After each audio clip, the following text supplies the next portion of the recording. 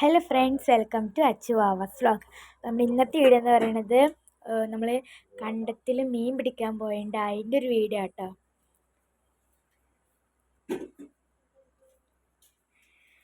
അപ്പോൾ നമ്മുടെ വലയിട്ടിട്ടാണ് ഇവിടെ കണ്ടത്തിൽ നിന്ന് മീൻ പിടിക്കുന്നത്. അപ്പം നമുക്ക് ഇവിടെ 3 മീൻ ഇപ്പോൾ കിട്ടിയിട്ടുണ്ട്. അപ്പം നമ്മൾ പിടിച്ച് വെച്ചിട്ടുണ്ട് കേട്ടോ. നമ്മളിവിടെ പിന്നെ വലയിട്ടിട്ട് നോക്കുകയാണ് മീൻ കിട്ടുന്നുണ്ടോയെന്ന്. നമ്മളിവിടെ പാടം, നമ്മുടെ വീടിൻ്റെ ഉമ്മറത്തുള്ള പാടം തന്നെയാണിത്. അപ്പോൾ അത് പൂട്ടി.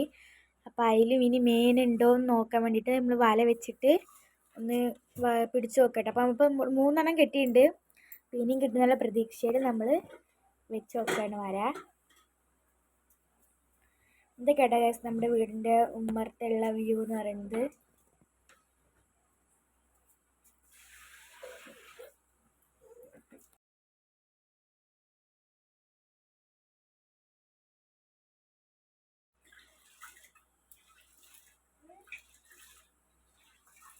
അപ്പോൾ നമുക്ക് വലയിൽ നിന്ന് മീൻ കിട്ടിയിട്ടുണ്ട് കേട്ടോ. നമ്മുടെ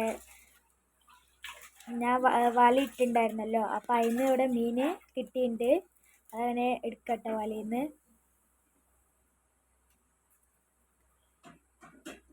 അപ്പോൾ നമുക്ക് അത്യാവശ്യം കറി വയ്ക്കാനുള്ള മീനൊക്കെ ഇന്ന് കിട്ടിയിട്ടുണ്ട്. നമ്മൾ ഇവിടെ മാത്രമല്ല വേറെ സ്ഥലത്തും നമ്മൾ പോയിട്ടുണ്ട് കേട്ടോ.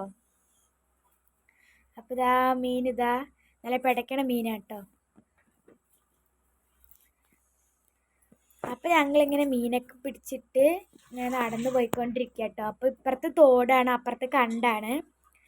ഞങ്ങൾ ഇങ്ങനെ നടന്നുകൊണ്ടിരിക്കുമ്പോഴാണ് തോട്ടിൽ കുറേ കോയിൻസ് കിടക്കുന്ന പോലെ നമുക്ക് തോന്നിയത്. അപ്പോൾ കോയിൻസ് ആണ്, കണ്ടില്ലേ, ശരിക്കും ഇത് കോയിൻസ് പോലെ തന്നെ ഉണ്ട്. അപ്പോൾ ഞാൻ പെട്ടെന്ന് ഇറങ്ങി നോക്കിയതാട്ടോ, കാരണം കോയിൻസ് ആണോ എന്താണെന്ന് അറിയാൻ വേണ്ടിയിട്ട്. അപ്പോൾ ഒരു 3 എണ്ണം അവിടെ കിടക്കണ്ടായിരുന്നു. അപ്പോൾ അത് കോയിൻസ് ആണെന്ന് അറിയാൻ വേണ്ടിയിട്ട് എടുത്ത് കഴുകി നോക്കുന്നുണ്ട് കേട്ടോ.